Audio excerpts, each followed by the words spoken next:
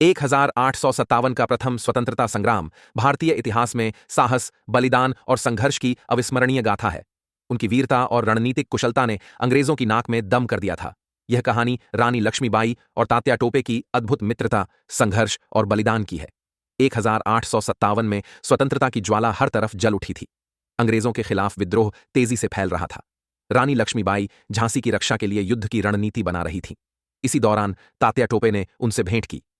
रानी साहिबा, हम अपनी आखिरी सांस तक संघर्ष करेंगे। अंग्रेजों को हमारी शक्ति का एहसास कराना होगा, तात्या टोपे ने कहा। अंग्रेजों ने झांसी पर आक्रमण कर दिया। चारों ओर तोपों की गूंज थी, तलवारें टकरा रही थीं और वीर सैनिक अंग्रेजों से जमकर लोहा ले रहे थे। रानी लक्ष्मीबाई अपने घोड़े पर सवार होकर युद्ध भूमि में कूदीं। झांसी की रक्षा के लिए हम प्राण न्यौछावर कर देंगे, रानी ने हुंकार भरी। युद्ध भीषण हो गया था। अंग्रेजों की विशाल सेना ने किले को घेर लिया था। वीरता से लड़ते हुए रानी को झांसी छोड़नी पड़ी। रानी लक्ष्मीबाई और तात्या टोपे ने मिलकर ग्वालियर पर धावा बोला और उसे अंग्रेजों से मुक्त करा लिया, लेकिन अंग्रेजों ने तुरंत ग्वालियर पर हमला कर दिया। रानी लक्ष्मीबाई अंतिम युद्ध लड़ते हुए शहीद हो गईं। तात्या टोपे ने उनकी शहादत देखी, लेकिन उन्होंने संघर्ष जारी रखने की प्रतिज्ञा की।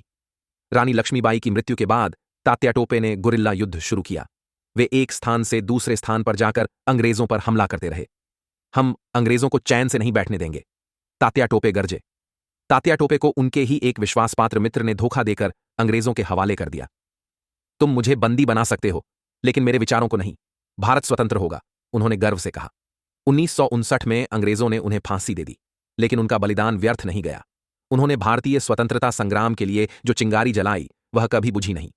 तात्या टोपे और रानी लक्ष्मीबाई का संघर्ष भारतीय इतिहास के स्वर्णिम पृष्ठों में अंकित है।